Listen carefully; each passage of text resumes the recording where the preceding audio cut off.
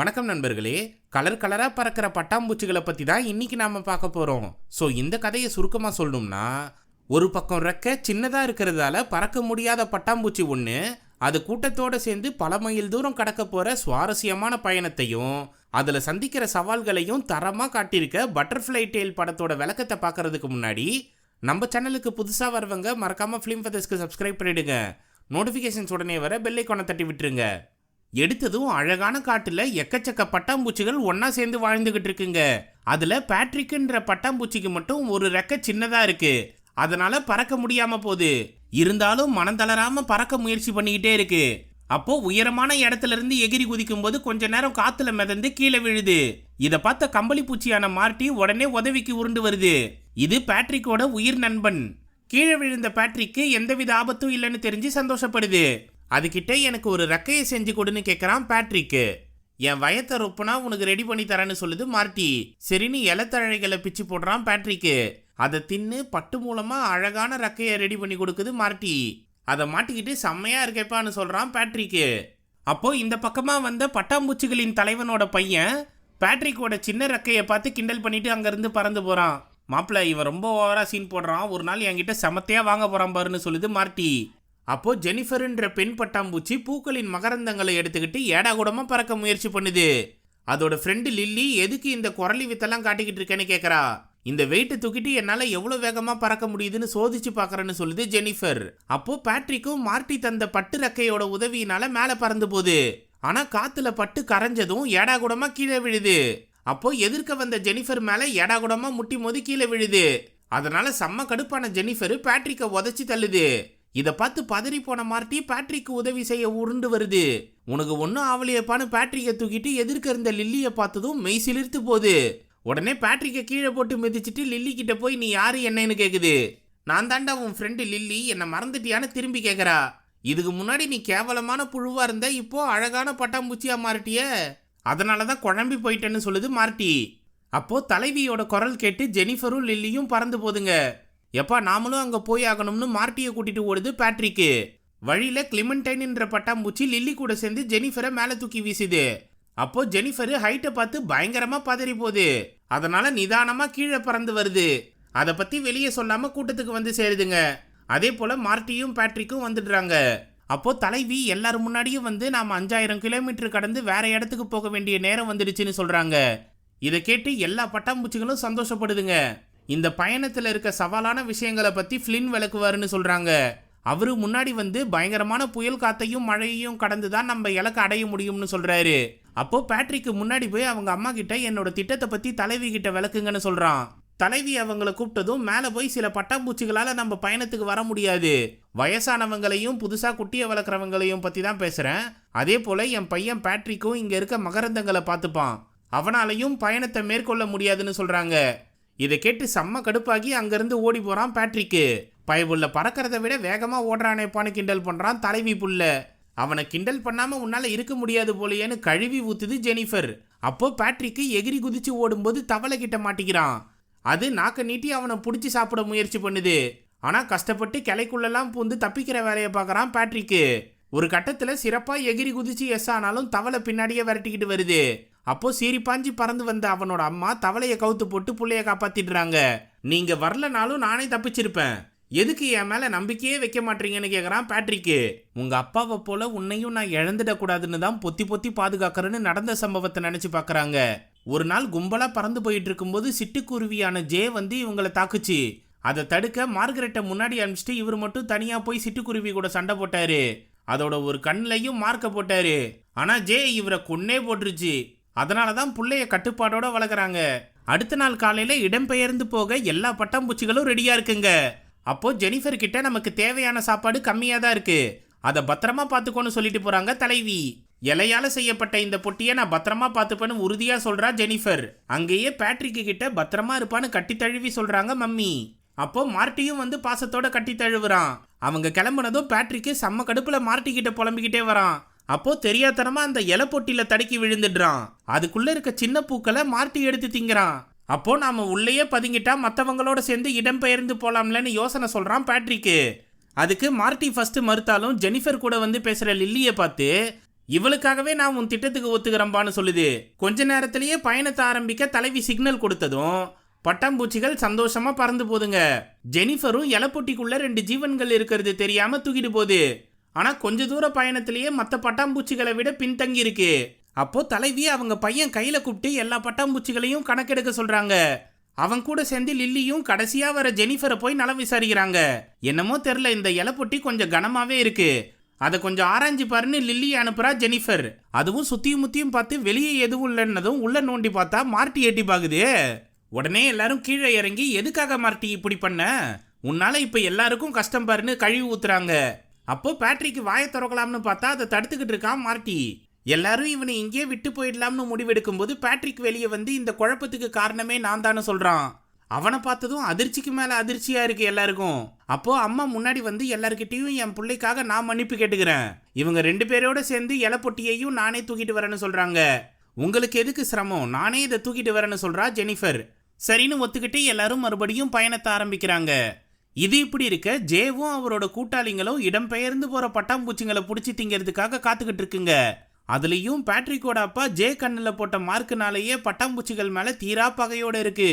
இந்த பக்கம் பயணத்தின் போது அர்ஜென்ட்டா நான் ரிலீஸ் பண்ணலனா எல்லாரோட சாப்பாடும் வேஸ்டா போயிடும்னு சொல்லுது மார்ட்டி.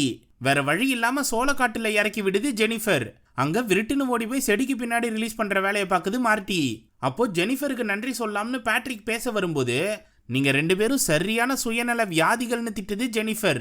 அப்போ எலி மேய்ஞ்சுக்கிட்டு இருக்கிறத பார்த்து மார்ட்டி சுருண்டு படுத்துருது. என்னடா சத்தத்தையே காணோம்னு பேட்ரிக் வந்து பார்த்ததும், எப்பா எதிர்க எலி மேய்ஞ்சிக்கிட்டு இருக்கு, அதனாலதான் நான் செத்தா மாதிரி நடிக்கிறேன்னு சுருண்டு படுத்த மார்ட்டி சொல்லுது. டேய், அது செத்தாலும் கடிச்சு திங்குமுடா, அதனால இந்த இடத்த விட்டே எஸ் ஆகணும்னு மார்ட்டியை உருட்டிக்கிட்டு போறான் பேட்ரிக்கு. அங்க இருந்த இலப்பொட்டியில மார்ட்டியை ஏத்தி விட்டதும் எலி வர்றத பார்த்த ஜெனிஃபர் பொட்டியை தூக்கிட்டு பறந்து போகுது. ஆனா இந்த பேட்ரிக் பயபுள்ள எலிக்கே போக்கு காட்டி சாமர்த்தியமா அந்த இலப்பொட்டியில எகிரி குதிச்சிடுறான்.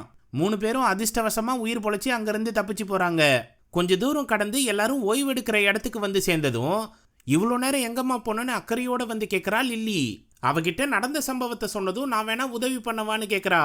இல்ல வேணாம், இவங்களை நானே சமாளிச்சுக்கிறேன்னு சொல்றா ஜெனிஃபர். இவ எதுக்காக பிடிவாதமா அடுத்தவங்க உதவியை நிராகரிக்கிறான்னு தெரியலையேன்னு ஃபீல் பண்றான் பேட்ரிக்கு. அங்கிருந்து பயணத்தை ஆரம்பிச்சு எல்லாரும் அருவி மேல பறந்து போறாங்க. ஆனா ஜெனிஃபர் மட்டும் உயரத்தை பார்த்து பயப்படுறதுனால கீழே பறந்து போறா. அதனால பூக்கள் மேல தண்ணீர் படுது. சரின்னு மேல பறந்து போலாம்னு பார்த்தா அவ பயத்துல மயங்கி விழுந்துடுறா. ஆனா சரியான நேரத்துல சுயநினைவுக்கு திரும்பி பாறையில இறங்கிடுறா. அப்போ உனக்கு என்னதான் பிரச்சனைன்னு பேட்ரிக் கேட்க பதில் சொல்லாம அங்கிருந்து போயிடுறா ஜெனிஃபர். இது இப்படி இருக்க முன்னாடி பறந்து போன பட்டாம்பூச்சி கூட்டம் நம்ம காட்டுப்பகுதியை அடைஞ்சிட்டோம்னு சந்தோஷப்படும் போது அங்க ஒரு ஷாப்பிங் மாலை கட்டியிருக்காங்க. அதை பார்த்து இந்த மனுஷ பாய பிள்ளைங்க எல்லா இடத்தையும் ஆக்கிரமிச்சிடுறானுங்கப்பா. அவனுங்களுக்கு எம்புட்டு நிலம் இருந்தாலும் பத்தாது போல. இப்ப நாம என்ன பண்றதுன்னு எல்லாரும் சோர்ந்து போய் உக்காந்துடுறாங்க. அப்போ குப்பைத்தொட்டி பக்கமா ஒரு சத்தம் வர்றத கவனிச்சு என்ன ஏதுன்னு பாக்குறாங்க தலைவி. அதுல ஒரு தேனி முட்டிக்கிட்டு இருக்கிறத கவனிச்சு, எப்பா பாபு நீ இங்க என்ன பண்றன்னு கேக்குறாங்க.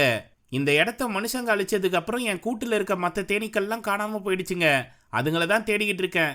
உங்க கண்ணில் மாட்டினாங்கன்னா அவங்கள தான் நான் தேடிக்கிட்டு இருக்கேன்னு சொல்லுன்னு கிளம்பிட்டு போகுது. இந்த இடத்துல இப்ப பூக்கள் கிடையாது, இப்ப நாம சாப்பிடுறதுக்கு என்ன பண்றதுன்னு எல்லாரும் கேட்க, ஜெனிஃபர் எடுத்துக்கிட்டு வர மகரந்தங்களை நாம சாப்பிடலாம்னு சொல்றாங்க தலைவி. அவளுக்காக ரொம்ப நேரமா மரத்தடியில எல்லாரும் காத்துக்கிட்டு இருக்காங்க. அப்போ அருவியை கஷ்டப்பட்டு தாண்டி ரொம்ப நேரம் கழிச்சு இந்த இடத்துக்கு வராங்க 3 பேரும். உடனே எல்லாரும் ஆவலா போய் மகரந்தங்களை பார்த்தா தண்ணி பட்டதுனால அது கெட்டு போயிருக்கு. இது எப்படி நாம சாப்பிடுறது, இதுக்கப்புறம் நாம என்ன பண்றதுன்னு எல்லாரும் கத்துறாங்க. என்ன நடந்துச்சுன்னு ஜெனிஃபர் கிட்ட தலைவி கேட்டா பதில் சொல்ல முடியாம திக்கி திணறி போறா. அப்போ பேட்ரிக் முன்னாடி வந்து எங்களாலதான் இந்த தப்பு நடந்துச்சுன்னு சொல்லிடுறான். அதை கேட்ட எல்லாரும் பேட்ரிக்க கழுவி ஊத்துறாங்க. ஆனா தலைவி அவங்கள அமைதியா இருக்க சொல்லிட்டு, நாளைக்கு நம்ம மகரந்தங்களை தேடுற வேலையை பார்ப்போம், இப்போ ஓய்வு எடுப்போம்னு சொல்லி கூட்டத்தை கலைச்சி விடுறாங்க. உடனே பேட்ரிக்கு கிட்ட அவங்க அம்மா பேச வந்தா என்னை தனியா விடுங்கன்னு அங்கிருந்து போயிடுறான். அன்னைக்கு நேட்டி லில்லி கிட்ட உயரத்தை பார்த்து எனக்கு பயம்னு உண்மையை சொல்ல வரும்போது எங்க நம்மள கோழையா நினைச்சிடுவாளோன்னு ஃபீல் பண்ணி விஷயத்தை மறைச்சிடுறா ஜெனிஃபர். அடுத்த நாள் காலையில எல்லாருக்கும் முன்னாடி ஏந்திரிச்சு போய் மகரந்தங்களை எடுத்துட்டு வந்துடலாம்னு கிளம்புறா. அப்போ பேட்ரிக்கும் இதே யோசனையோட வரான். 2 பேரும் முட்டிக்கிட்டு விழுந்ததும் எதுக்காக சீக்கிரமா ஏந்திரிச்சு வந்தாங்கன்ற விஷயத்தை தெரிஞ்சுக்கிறாங்க. அப்போ மகரந்தங்களை எடுக்கிறதுக்கு நமக்கு மார்ட்டியோட உதவியும் தேவைன்னு சொல்லி அவனை உருட்டிக்கிட்டு வரான். அந்த பயவுள்ள பட்டை கக்கி அது மூலமா பெரிய மூக்கை உருவாக்கிடுறான். அதை பயன்படுத்தி பூக்கள் எங்க இருக்குன்னு மோப்ப முடிகிறான். அங்கிருந்து 3 பேரும் கஷ்டப்பட்டு தேடி ஒரு வீட்டுல இருக்க பூந்தோட்டத்தை கண்டுபிடிச்சிடுறாங்க. ஆனா தெரியாதனமா ஏற்படுற அசம்பாவிதத்தினால 3 பேரும் கீழே விழுந்துடுறாங்க. அந்த சமயம் ஜெனிஃபரோட ஒரு பக்கம் ரெக்க பறக்க முடியாம மாட்டேங்குது. உடனே பேட்ரிக்கு அவளோட இன்னொரு பக்கம் ரெக்கையா செயல்பட்டு பாதுகாப்பா தரையிறக்கிடுறான். எப்படியோ உயிர் பொழைச்சிட்டோம்னு சந்தோஷப்பட்டு அங்க இருக்க பூக்களை பறிச்சு ஜாலியா சாப்பிட ஆரம்பிக்குதுங்க. வயிறார தின்னுபுட்டு அங்க சந்தோஷமா விளையாடிட்டு மத்தவங்களுக்கு தேவையான பூக்களையும் எடுத்துக்கிட்டு கிளம்புறாங்க. அங்கிருந்து மற்ற பட்டாம்பூச்சிகள் தங்கி இருக்க இடத்துக்கு வரும்போது மிகப்பெரிய சூறாவளி வருது. அதை பார்த்த எல்லா பட்டாம்பூச்சிகளும் மரப்பொந்துல பதுங்கிடுதுங்க. ஜெனிஃபர் எக்காரணத்தை கொண்டு சூறாவளியில சிக்கிடக்கூடாதுன்றதுக்காக எதிர்பக்கமா பறந்து போறா. அவளோட முழு சக்தியும் பயன்படுத்தி சூறாவளியில இருந்து கஷ்டப்பட்டு தப்பிச்சிடுறா. கூட சேர்த்து பேட்ரிக்கையும் மார்ட்டியையும் காப்பாத்திடுறா. அந்த இடத்தை விட்டு சூறாவளி கடந்து போனதும் மற்ற பட்டாம்பூச்சிகள் எங்க இருக்காங்கன்னு தேடி போதுங்க. எல்லாம் மரப்பொந்துல பதுங்கி இருந்தாலும் காத்து வேகமா வீசினதுனால அங்கங்க செதறி விழுந்திருக்குங்க. அதுல அம்மா எங்க போனாங்கன்னு பதட்டத்தோட தேடி வரான் பேட்ரிக்கு. ஆனா யாருகிட்ட கேட்டாலும் பதில் தெரியல. சரின்னு நேரா போய் தலைவி கிட்டே கேட்டா, சூறாவளியை பார்த்ததும் உங்க அம்மா உன்னை தேடிதான்ப்பா போனா, ஆனா இன்னும் திரும்பி வரலன்னு சொல்றாங்க. உடனே பேட்ரிக்கு அம்மாவை தேடி ஓடி போறான். அப்போ தலைவி கிட்ட இதை விட இன்னும் பெரிய சூறாவளி வரப்போது, நாம அதுக்குள்ள இங்கிருந்து கிளம்பி ஆகணும்னு சொல்றாரு தளபதி. ஆனா பேட்ரிக்கு அம்மாவை தேடி போறான். அவன் பின்னாடியே மார்ட்டியும் ஜெனிஃபரும் ஓடி வராங்க. ஆனா கொஞ்ச தூரம் போனதும் காத்து மறுபடியும் வேகமா அடிக்கிறதுனால 3 பேரும் அதுல சிக்காம இருக்க கையில கிடைச்சதை புடிச்சுக்கிட்டு இருக்காங்க. கஷ்டப்பட்டு அதுல இருந்து மறுபடியும் தப்பிச்சு கீழே வந்ததும் அம்மா நிச்சயமா திரும்பி வருவாங்கன்ற நம்பிக்கையோட மற்ற பட்டாம்பூச்சிகளோட கிளம்பி போறான் பேட்ரிக்கு. அதுல தூரத்துல இருக்க ஒரு பட்டாம்பூச்சியை பார்த்து அவங்க அம்மானு நினைச்சு பதறி போறான். ஆனா அவங்க இல்லைன்னு தெரிஞ்சதும் கஷ்டப்படுறான். ஒரு இடத்துல எல்லாரும் நின்று ஓய்வு எடுக்கும் போது இவங்க சேர்த்து வச்ச மகரந்தங்களை சாப்பிட்டுக்கிட்டு இருக்காங்க. அப்போ தலைவி பேட்ரிக் கிட்ட வந்து, உங்க அம்மா தான் நம்ம கூட்டத்திலேயே வேகமா பறக்கக்கூடியவங்க, அதனால நிச்சயமா திரும்பி வந்துருவாங்கன்னு ஆறுதல் சொல்றாங்க. இது இப்படி இருக்க ஜே கேங்கு பட்டாம்பூச்சி கும்பல் எப்ப இந்த பக்கமா வரும்னு கண்ணில் விளக்கண்ணையை விட்டு பார்த்துக்கிட்டு இருக்குங்க. அதுல ஒண்ணு கண்காணிக்க பறந்து போயிட்டு வந்து ஆளை காணும்னு சொல்லுது. என்னால அதை ஏத்துக்க முடியாது, மறுபடியும் போய் தேடி ஆகணும்னு சொல்லிட்டு பறந்து போது ஜே. இந்த பக்கம் பட்டாம்பூச்சி கூட்டம் பள்ளத்தாக்கு பகுதிக்கு வருதுங்க. அதுல சாதாரணமா பறந்துட்டு வந்த ஜெனிஃபர் உயரமான பகுதியை பார்த்ததும் கதிகலங்கி போறா. அதனால இலப்பொட்டியோட சேர்ந்து ஏடாகுடமா கீழே விழுந்துருது. அப்போ மற்ற பட்டாம்பூச்சிகள்லாம் பாறையோரமா பறந்து போதுங்க. பறவைங்க கண்ணில் படாம போறதுக்கு தலைவி தந்த யோசனை இது. அப்போ ஜெனிஃபரையும் பேட்ரிக்கையும் பார்த்துருதுங்க ஜே கேங்கு. உடனே அதுங்களை பிடிச்சி திங்கலாம்னு ஒரு பறவை போகும்போது பட்டுன்னு அதை பிடிச்சி அடைக்கிறது. அதோட சத்தம் கேட்டு ஜெனிஃபரும் பேட்ரிக்கும் பதறி போதுங்க. அப்போ இந்த 2 பட்டாம்பூச்சியை சாப்பிட்டு விரதத்தை முடிச்சுக்க போறியா இல்ல மொத்த கூட்டத்தையும் முழுங்க போறியான்னு கேக்குது அந்த பறவை. என்னப்பா சொல்றேன்னு ஜே கேட்டா, இதுங்க மற்ற கூட்டத்தோட போய் சேரும்போது நாம மொத்தமா பிடிச்சி திங்கலாம்னு சொல்லுது. நல்ல யோசனை தான், அதையே பின்பற்றுவோம்னு சொல்லுது ஜே. அதே சமயம் நாம தப்பிச்சு ஆகணும்னா முதல்ல நீ பறந்து போகணும்னு சொல்லுது பேட்ரிக்கு. என்னால முடியாதுன்னு ஜெனிஃபர் மறுத்ததும், நடந்த சம்பவங்களை வச்சு பார்க்கும்போது உனக்கு உயரம்னா பயம் போலையே, அதனாலதான் பறக்க முடியாதுன்னு சொல்றியான்னு கேக்குது பேட்ரிக்கு. கரெக்டா கண்டுபிடிச்சிட்டான்னு ஆச்சரியப்பட்ட ஜெனிஃபர், உன்னை போல பறக்க முடியாம இருக்கிறத விட உயரமான இடத்த பார்த்து பயப்படுறது எவ்வளவோ மேல்னு வாதாடுது. கரெக்டு தான், ஆனா அந்த பயத்தை போக்குனா மட்டும்தான் நாம பறவை கிட்ட இருந்து தப்பிக்க முடியும்னு சொல்லுது பேட்ரிக்கு. அதுக்கு நான் என்ன பண்றதுன்னு ஜெனிஃபர் கேட்க, முதல்ல கண்ணை மூடி இந்த பள்ளத்தாக்கோட முனைக்கு வந்து நில்லு, அப்புறம் கண்ணை திறக்காம அங்கிருந்து ரெக்கையை மட்டும் ஆட்டி பறந்து போ, உனக்கு நான் வழியை சொல்றேன், எப்போ தைரியம் வருதோ அப்போ கண்ணை திறன்னு அட்வைஸ் பண்ணுது பேட்ரிக்கு. இதை கேட்டு முயற்சி பண்ணி பார்க்கலாம்னு சொல்லுது ஜெனிஃபர். அதன்படி பள்ளத்தாக்குல இருந்து பறந்து போகும்போது கண்ணை முடியுது ஜெனிஃபர். ஆனா கொஞ்ச தூரத்திலேயே ஒத்த கண்ணை திறந்ததும் உயரமான இடத்தை பார்த்து பதறி போகுது. ஆனாலும் பயத்தை கட்டுப்படுத்திக்கிட்டு கண்ணை மூடி அங்கிருந்து பறந்து போகுது. கொஞ்ச தூரம் பொறுத்து பயம் போனதும் கண்ணை திறந்து சந்தோஷமா பறந்து போகுது. இது நாள் வரைக்கும் பயமா இருந்த உயரம் இனிமே அது ஒரு பொருட்டு இல்லைன்ற போல சகஜமா வந்து தரையிறங்குது. பேட்ரிக்கு கிட்ட உன்னோட உதவியினாலதான் இதை சாதிக்க முடிஞ்சதுன்னு சொல்லுது. உன்னோட முயற்சியினாலதான் நாம வெற்றி அடைஞ்சிருக்கோம், அதை நினைச்சு பெருமைப்படு. என்ன பாரு, அம்மாவை தொலைச்சிட்டு நிர்கதியா நிக்கிறேன். நீ சொன்னா போல என்னோட சுயநலத்தால தான் எங்க அம்மா தொலைஞ்சு போயிருக்காங்க. நான் மட்டும் இந்த பயணத்துல வராம இருந்திருந்தேன்னா நிச்சயமா எங்க அம்மா திரும்பி வந்திருப்பாங்க. எப்பவும் நைன்னு நச்சரிச்சுக்கிட்டு இருப்பாங்கன்னு நினைச்சுக்கிட்டு இருந்தேன். அதோட பாசம் எனக்கு இப்பதான் புரியுதுன்னு ஃபீல் பண்றான் பேட்ரிக்கு. கவலைப்படாத, நிச்சயமா உங்க அம்மா திரும்பி வந்துருவாங்க, நீ தைரியமா இருன்னு ஆறுதல் சொல்லுது ஜெனிஃபர். இதுக்கு முன்னாடி வந்த பயணத்துல எங்க அப்பா தான் பறவையோட கண்ணை கிழிச்சு அவரோட உயிரை தியாகம் பண்ணி எல்லா பட்டாம்பூச்சிகளையும் காப்பாத்தினாரு. என்னாலதான் எதுவும் சாதிக்க முடியலையேன்னு வருத்தப்படுது பேட்ரிக்கு. இதை கேட்டு செம்ம கடுப்பான ஜே இவனை தான் முதல்ல பொலி போடணும்னு முடிவு பண்ணுது.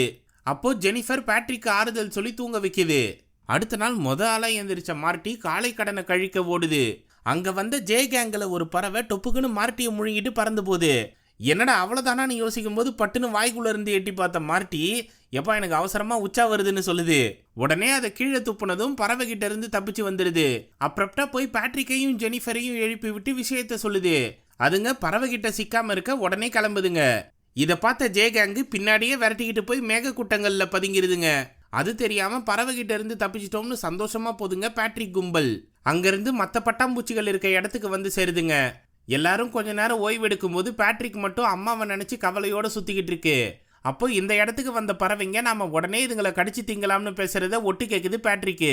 இதுக்கு மேலேயும் நாம எதுக்காக காத்துக்கிட்டு இருக்கணும், அதான் ஒட்டுமொத்த கும்பலும் இங்கேயே இருக்கேன்னு சொல்லுது ஒரு பறவை.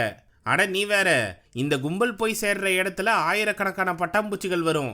அங்க நாம வயிறு முட்டை திங்கலாம், அதனால அமைதியா இதுங்களை பின்தொடர்ந்து போவோம்னு கட்டுப்படுத்தி வைக்கிறீங்க இன்னொரு பறவை. இதை கேட்டு பதறி போன பேட்ரிக்கு உடனே போய் தலைவி கிட்ட சொல்றான். அதுங்களை சமாளிச்சு எப்படி நம்ம இலக்க அடைய முடியும்னு கேட்கறாங்க தலைவி. அந்த முட்டா பறவைங்க எங்களை தான் பின்தொடர்ந்து வருதுங்க.